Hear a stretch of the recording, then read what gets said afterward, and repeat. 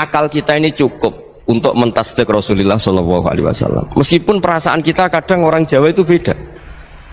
Saya berkali-kali bilang sama peneliti dari Jogja, kenapa sih Gus para nabi itu kok poligami istrinya banyak?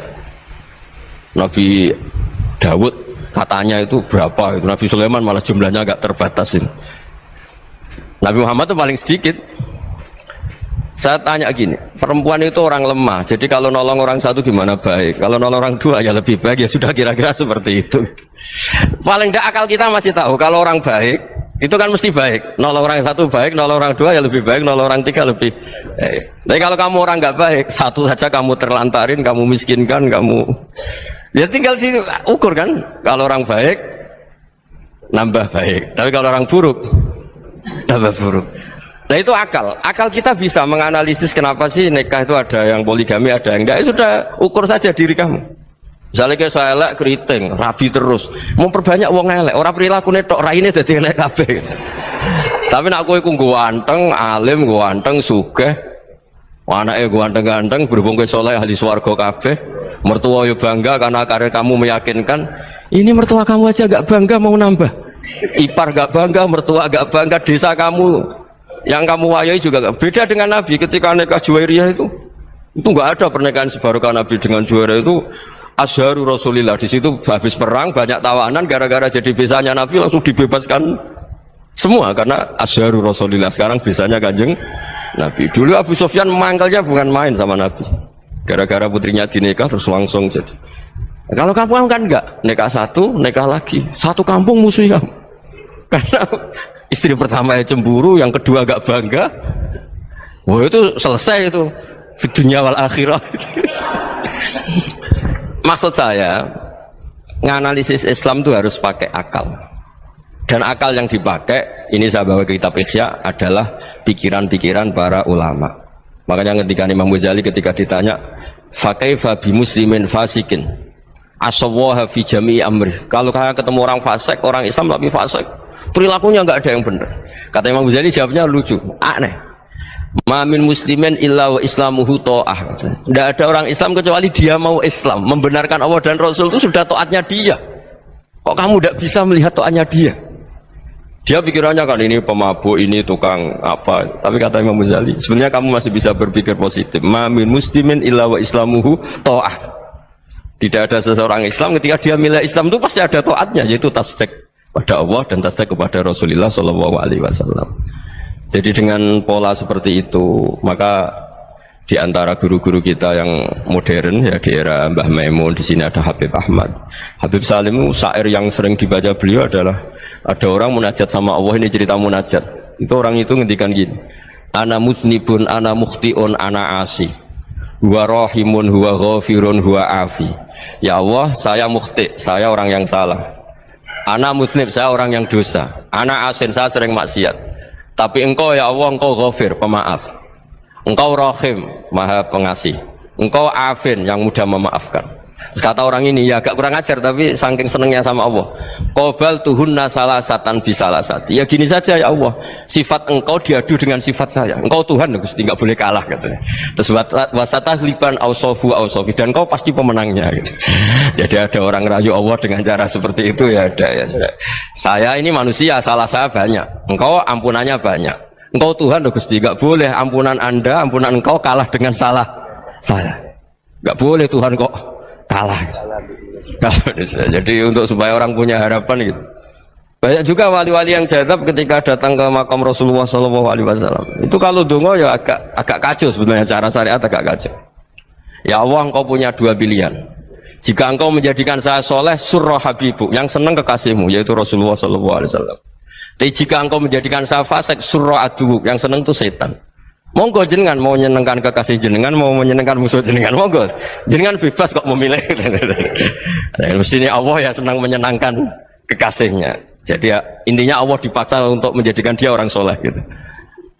Jadi kayak kemarin itu Pak Bu siapa yang kesini itu, yang sama jenengan kuliah kesini itu sama Habib Ahmad. Saya pertama nggak mau, lama-lama Habib Ahmad ini gimana Gus, orang taunya saya dekat jenengan, kalau nggak kasil saya waduh ini kayak doanya wali yang tadi. Nggak punya pilihan, nggak ada pilihan ini. Jadi saya mohon muhasabah itu dimulai cara berpikir. Makanya di sini sebetulnya teks ini supaya dapat barokahnya Ihya, ini kitab yang disenangi para habaib, para ulama. Sebetulnya teks di muhasabah itu redaksinya gini ya, yang lengkap. Hasibu anfusakum qabla an tuhasabu wa zinuha qabla an tuzanu wa tahayya'u lil ardil akbar. Jadi ada kata wazinu, jadi ukur. Perilaku Anda ini diukur, ditakar. Misalnya kita sebagai suami kan ya punya hal-hal yang kita tidak ideal. Cara wong Jawa mesti pesek. Cara rezeki ya pas-pasan. Dan kita juga kalau makanya nggak boleh tanya istri begini, apa saat cinta pertama Anda? Pasti Anda kecewa. Orang jadi istri hanya korban terakhir itu. Sudah. Karena orang kalau ngelamar kemana-mana gak jadi, yang jadi istri itu pasti korban terakhir itu. Jarang istri pilihan pertama, jarang. Ayo semua yang nikah. Rata-rata itu pilihan Anda pertama Pak, dari sekian ditolak di mana-mana terus. Ya perempuan terakhir. Kamu juga korban terakhir gitu. Itu wali-wali dulu kalau ngandani kita itu sederhana. Antal ini masyhur diceritakan Habib Zain bin Sumit dalam kitab Al-Manhajus Sawi. Antalam tajid min nafsika kullama turid. Fa kaifa turidu min ghairika kullama turid. Kamu yang ingin ideal saja, kamu tidak menemukan pada diri kamu untuk menjadi ideal. Kamu kan ingin ganteng, ingin punya uang banyak, ingin perilaku Anda sempurna. Anda saja yang punya keinginan tidak bisa mewujudkan keinginan Anda sendiri. Fakaifa turidu min ghairika ma turid. Jadi antalam tajid min nafsika kullama turid. Fakaifa turidu min ghairika kullama turid. Kamu yang punya keinginan saja. Misalnya saya ingin punya uang banyak, perilaku saya selalu benar, gak pernah salah. Loh, saya yang ingin saja dengan diri saya, gak bisa untuk benar terus. Kok kamu berharap orang lain selalu benar? Jadi antalam tajid ya sama. Kalau kamu menuntut istri kamu itu ramah, neriman, apa kamu neriman sama wajah istri Anda gitu? Engkau ya pola neng dindi jajaki sana jajaki sini, kamu sendiri tidak pernah apa. Jadi itu nasihat yang luar biasa. Antalam tajid min nafsika kullama turid, fa kaifa turidu min ghairika kullama turid. Kamu mau menghormati semua orang? Tidak mau kan? Kemudian Anda berharap semua orang menghormati kamu. Kamu tidak ingin kan orang lain semua menghujat kamu. Sementara kamu enak aja menghujat orang lain. Makanya Rasulullah SAW itu luar biasa ketika bikin kaidah sosial. Apa la yu'minu ahadukum hatta yuhibba li akhihi ma yuhibbu li nafsi. Jadi kalau ukuran iman itu sederhana. Kalau sesuatu itu baik, nyaman bagi Anda ya bayangkan itu pada teman Anda. Misalnya Anda bangun tidur sudah acak-acakan, nggak punya uang, utang jatuh tempo, kan nggak ingin ketemu orang. Ya kamu jangan bertamu ke jenis ini karena dengan kamu yang alami juga nggak siap ketemu orang. Makanya ada Habib Alim itu dilapuri sama seseorang. Beb, dulu teman saya itu ketika saya kaya itu sering main ke saya. Setelah saya miskin, mereka tidak main ke saya. Kata Habib itu bagus, sunau begitu itu bagus. Coba kalau kamu dulu kaya, teman kamu main kan kamu gaya, di rumah ada makanan, bisa hormat tamu. Setelah kamu miskin jadi buruh manol di pasar atau buruh bikin boto, teman kamu datang, malu enggak kamu? Mendingan enggak datang itu. Akhirnya baru, oh ya alhamdulillah kalau gitu. Loh ya kan dulu teman kita datang, kita ada Alphard, istri cantik, rumah bagus lah, kita miskin, buruhnya orang pas dibentak-bentak, teman kamu udah datang. Milih datang apa enggak kalau setelah kamu jatuh? Enggak kan? Jadi barokahnya ilmu itu terus. Ya, tapi kadang-kadang orang loh, wah setelah saya miskin teman-teman enggak kasih ke sini. Ya kalau kamu sudah jatuh, teman-teman kamu situ jadi tontonan. Ya mulai sekarang cara berpikir itu dirubah. Dulu yang namanya kiai itu kalau diundang orang itu ya agak-agak senang. Semenjak saya itu agak rubah. Mengundang kiai, ngatur kiai itu tak haram-haramkan ya ada lumayan lah sekarang itu sudah mulai agak beretika. Dulu itu ngundang tuh tanggalnya ditentukan, jamnya ditentukan. Enggak mikir apa kiai saat itu nganggur, enggak. Punya wadifah, enggak. Dia milih tanggal yang dia nganggur, enggak mikir masa itu kiainya nganggur apa, enggak. Ya saya hanya cerita aja, kamu tersinggung ya monggo, boten ya monggo itu kan. Jadi saya mohonlah supaya tadi saya juga matur ke Habib Ahmad. Jadi untuk orang merasa ikut sunnah Rasul itu gampang sekali kata Sayyid Muhammad. Dulu Nabi berpakaian ala daerahnya. Kalau mikot ya pakai mikotu baladi. Karena Nabi orang Madinah dan beliau berdomisili di Madinah, ya misalnya mikotnya dari Bir Ali misalnya. Tapi kalau Anda orang kawasan Tanim mau umrah ya dari Tanim, misalnya kawasan Jirona ya dari Jirona. Artinya apa? Kamu ngambil mikot karena Nabi mikot misalnya dari Bir Ali, bukan berarti kamu harus seperti Nabi di Bir Ali, kamu orang Mekah, misalnya kamu orang Tanim, orang dia harus dari mikot itu apa? Baladi. Sama, makanya di fikih-fikih itu kalau tahnik anak, Nabi orang Arab, halawiyatnya kurma ya kurma. Kalau orang Jawa sedegan, semua podo-podo. Ya, podo-podo manis. Jadi ini tabaruk sama Sayyid Muhammad, ini ada murid beliau, Habib Ahmad, sahabatnya. Supaya orang itu merasa ikut Nabi itu gampang sekali. Ini sahabatnya di halaman tadi disaksikan Habib Ahmad 433 di kitab apa ini? Manhajus Salaf fi Fahmin Nusus. Itu kata Sayyid Muhammad, wa kanat sunnatu Rasulillah annahu yat'amu ma yajiduhu fi ardi wa yalbasu ma yajidu wa yarkabu ma yajidu mimma abahu Allah Ta'ala. Fa man istamala ma yajidu fi ardi fa huwa al-muttabi' lis-sunnah. Kama annahu hajjal baita min madinati. Fa man hajjal baita min madinati nafsi fa huwa al-muttabi' lis-sunnah. Wa illam takun hadhil madinatu tilka. Jadi intinya misalnya Nabi dulu itu ngasih sedekah kepada fakir miskin ya pakai dinar, dirham. Ya kalau orang misalnya sedekah pakai rupiah ya sudah ikut sunnah Nabi. Jangan, Nabi pakai dinar loh, kamu kok pakai rupiah. Dulu dinarnya Nabi udah ada tulisannya Bank Indonesia, kamu ada tulisannya Bank.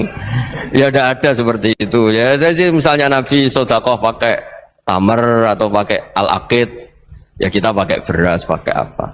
Supaya orang tuh bahwa Rasulullah itu milik kafatal linnas, milik semuanya, sehingga merasa ikut sunnah Nabi itu ya semuanya.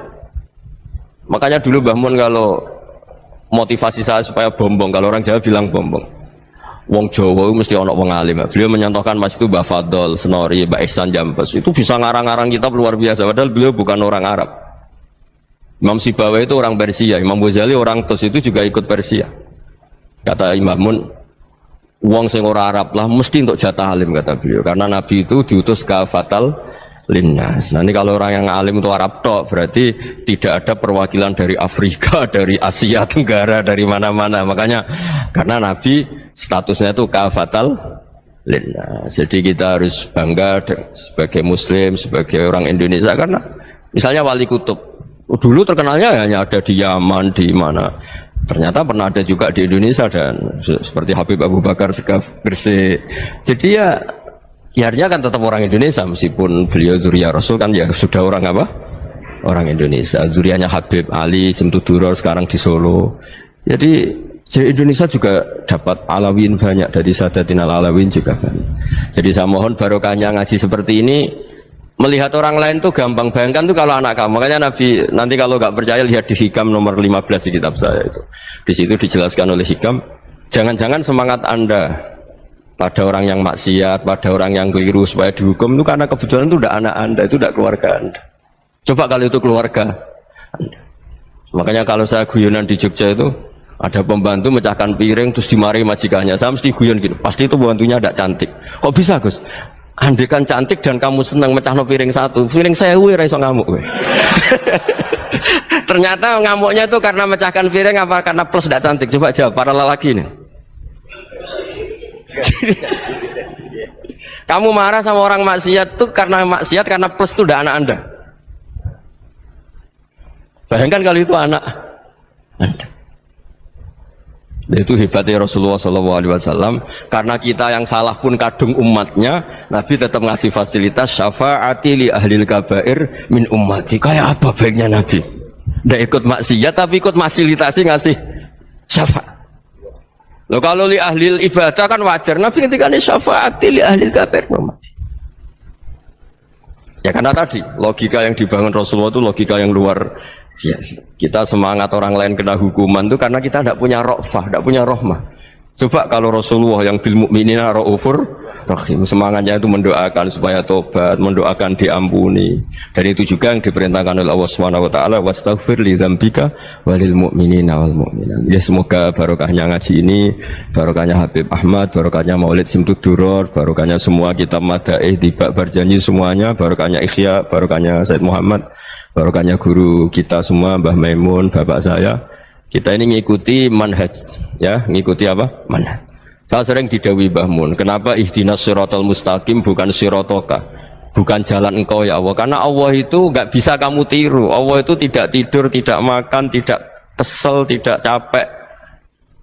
Yang bisa ditiru itu siratal ladzina an'amta alaihim. Yang bisa ditiru manusia ya niru manusia, karena Allah itu tidak bisa ditiru. Makanya ihdinas siratal mustaqim siratal ladzina. Dan niru siapa? Niru guru-guru kita. Termasuk niru cara pandang. Jadi misalnya ada orang awam di rumah itu hanya delok reng, delok tikus liwat, itu kan kayak nganggur. Kok ora tahajud malah mendelok reng. Melihatnya jangan gitu. Huwa tarokal ma'asiyah. Dia di rumahnya tidak dugem, tidak kemana-mana. Dia berarti malam itu tarkul ma'asi, tidak nyopet, tidak garong, tidak ke tempat maksiat. Susahnya apa sih husnudzon? Jadi jangan lihat huwa tarkut tahajud, huwa tarokat tahajud, wa taroka qiyamul lail. Oke ya, namanya orang begitu ya tidak tahajud, tidak qiyamul lail. Tapi susahnya apa sih kamu bilang huwa tarokal ma'asiyah? Dia juga meninggalkan maksiat, dan tarkul maksiat itu tuh ibadah. Supaya orang tuh gampang lah husnudzon sama orang muslim. Ini orang mukmin, ini orang yang luar biasa. Di mata Allah itu orang yang luar biasa. Kayak tadi Imam Ghazali, kalau saya ketemu orang muslim kemudian dia tidak pernah baik, gimana? Kata Imam Ghazali, ma min muslimin illa wa islamuhu ta'ah. Tidak ada orang Islam ketika dia mentasdihkan Allah dan Rasulullah, berarti dia juga punya taat. Ya ini latihan saja, sing iso nglakoni Habib Ahmad kula namung cerita mawon. Kula cerita secara akademik, saya punya kitab, saya baca, dan alhamdulillah kita paham barokahnya para guru. Dan supaya terbiasalah sebaik-baiknya ibadah husnudzoni billah wa husnudzoni bil mu'minin. Soal tidak cocok ya diilmoni tadi ya, namanya nggak cocok ya jangan sering ketemu. Seperti Rasulullah SAW, beliau karena sangat mencintai Sayyid Hamzah, ketemu orang yang pernah begitu sama Sayyid Hamzah ya beliau secara basyariah tidak siap. Tapi beliau secara cara bahasa sekarang, secara profesional, kalau beliau seorang nabi dan harus menerima tobatnya siapapun ya diterima. Saya meskipun dengan AB gak cocok karena dia begini-begini sama saya, tapi saya ingat dia sholat, dia baca sholawat, dia mencintai Rasulullah, ya kita hormat. Ya soal gak cocok ya di manage tadi ya, zuruhiban tas tetkuban. Kalau gak pati cocok ya jangan sering ketemu, bawaannya enak nanti. Ya semuanya itu diilmoni lah. Makanya ngendikane Ma'ruf Al-Qurhi, ada yang baca Al-Kharki, mangqala fil yaumi salasa marrat aw marham ummata Muhammad kutiba minal abdal. Karena semangat mencintai siapapun satu hari sering baca marham ummata Muhammad, wa ma asli ummata Muhammad, wa ma tajawaz an ummati Muhammad, itu mesti kutiba minal abdal. Dia pasti termasuk wali abdal. Maksudnya semangat mencintai ya dilatih lah. Misalnya Indonesia Power atau PLN, andai kan tidak ada PLN tuh kayak apa? Orang nggak bisa ngaji, tidak bisa aktivitas, ya barokahnya ada PLN, barokahnya jasanya. Kita sadar, tidak semua kebaikan kita ini memenuhi keinginan orang banyak gitu. Orang banyak ingin listrik, ingin saluran apa, dan itu kadang yang mewujudkan orang lain atau kelompok lain.